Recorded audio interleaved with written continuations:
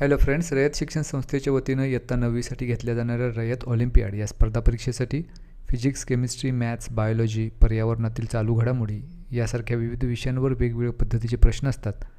या व्हिडिओमध्ये आपण मॅथ्स या विषयाशी रिलेटेड काही सराव प्रश्न पाहू.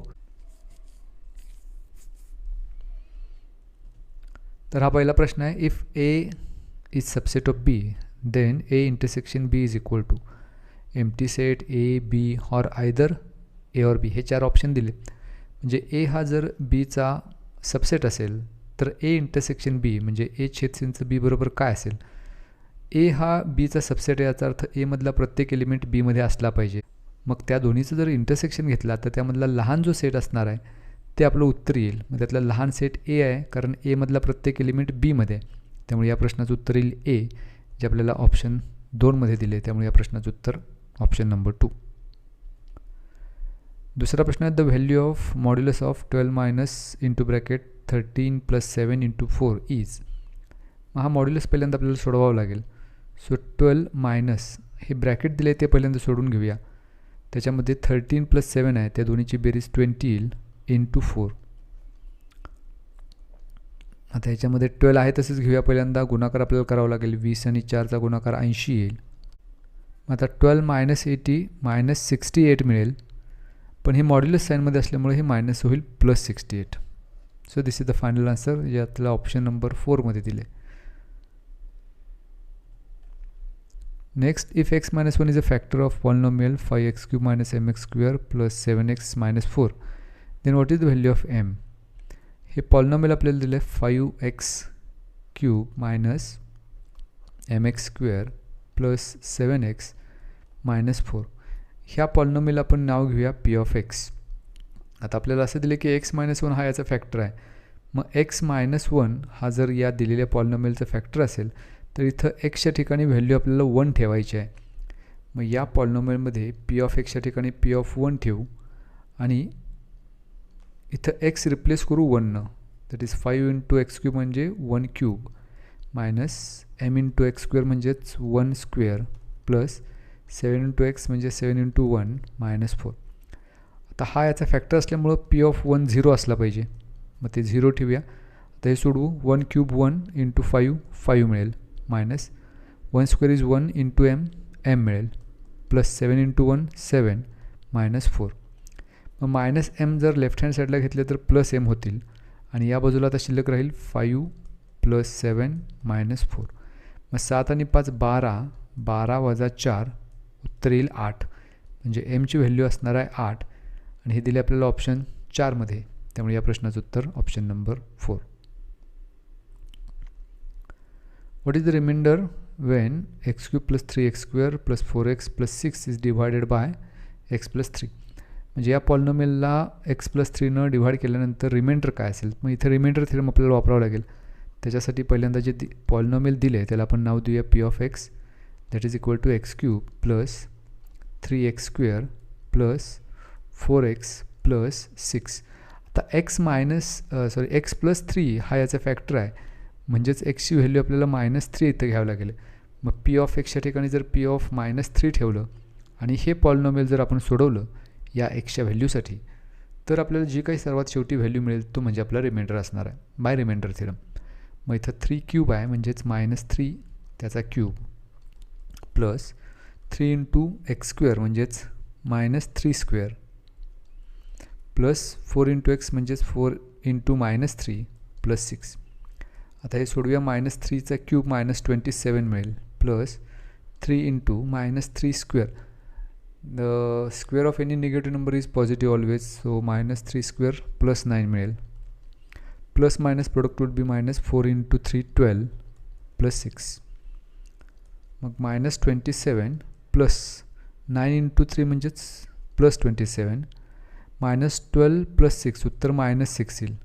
मग या प्लस 27ला -27 निघून जाईल. सर्वात शेवटी उत्तर येईल -6. So this is the reminder. हे दिले आपल्याला ऑप्शन 2 मध्ये. त्यामुळे या प्रश्नाचं उत्तर ऑप्शन नंबर 2. हा पुढचा प्रश्न, what is the simplest form of the ratio 234 to 252.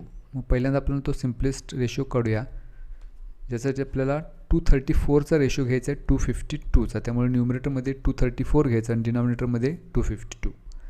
मग इथं सर्वात अगोदर 2 इथं भाग जाईल, बे के बे, बे के बे, 1 शिल्लक राहील, बेसाते 14. इथं सुद्धा बे के बे, बेदुनी 4, बेसक 12. आता इथं पुन्हा 9 भाग जाईल, 9 एके 9, 9 त्रिक 27, 9 एके 9, 9 चौक 36. सो 13 डिवायडेड बाय 14 म्हणजे रेशो असणार आहे 13:14. हा ऑप्शन आपल्याला ऑप्शन 1मध्ये दिला आहे. So this is the answer. Next question, if 4x plus 3y divided by 4x minus 3y is equal to 43/13, then what is the value of x by y? मग हे जे आपल्याला रेशो दिला आहे तो पहिल्यांदा आपण लिहून घेऊया. 4x plus 3y divided by 4x minus 3y is equal to 43 divided by 13. आता इथं कॉम्पोनेंडो डिव्हिडेंडो प्रोसेस करूया आपण, कारण हे दोन इक्वल रेशोज आहेत. So by the operation componendo dividendo on equal ratios we have 4x plus 3y. ह्याच्यामध्ये denominator add करायचं, म्हणजेच 4x minus 3y divided by, आणि ह्या न्यूमरेटरमधूनच म्हणजेच 4x plus 3y मधूनच हा डिनॉमिनेटर सबट्रॅक्ट करायचा, म्हणजे प्लस 4x होतील मायनस 4x आणि मायनस 3y होतील plus 3y is equal to. मग राईट हँड साईडला सुद्धा त्याच पद्धतीनं 43 plus 13 डिवायडेड बाय 43 minus 13. मग प्लस 3yला मायनस 3y निघून जाईल, प्लस 4xला मायनस 4x निघून जाईल. 4x plus 4x न्यूमरेटरमध्ये 8x होईल divided by 3y plus 3y 6y is equal 43 plus 13 56 मिळेल डिवायडेड बाय 43 minus 13 30 मिळेल. मग आता व्हॅल्यू आपल्याला x डिवायडेड बाय वायची विचारली, लेफ्ट हँड साईडला x डिवायडेड बाय वाय ठेवू आणि 8/6 आपण राईट हँड साईडला घेऊया, म्हणजे होईल त्याचा रेसिप्रोकल. म्हणजे 8/6 जर राईट हँड साईडला घेतले तर त्याचे 6/8 होईल, आणि इथं 8 जर भाग घालवलं तर 8 7 56, 7 1 6, 6 1 6, 6 5 30. त्यामुळे रेशो मिळेल आपल्याला 7 divided by 5. So this is the value of x by y. So it is given in option 2. If 12x plus 17y is equal to 48 and 17x plus 12y is equal to 68, then what is the value of x minus y? मग याच्यासाठी equation 2 मधून, म्हणजे याला आपण equation 2 म्हणूया आणि याला equation 1 म्हणूया. तर या इक्वेशन 2 मधून 1 सबट्रॅक्ट करूया.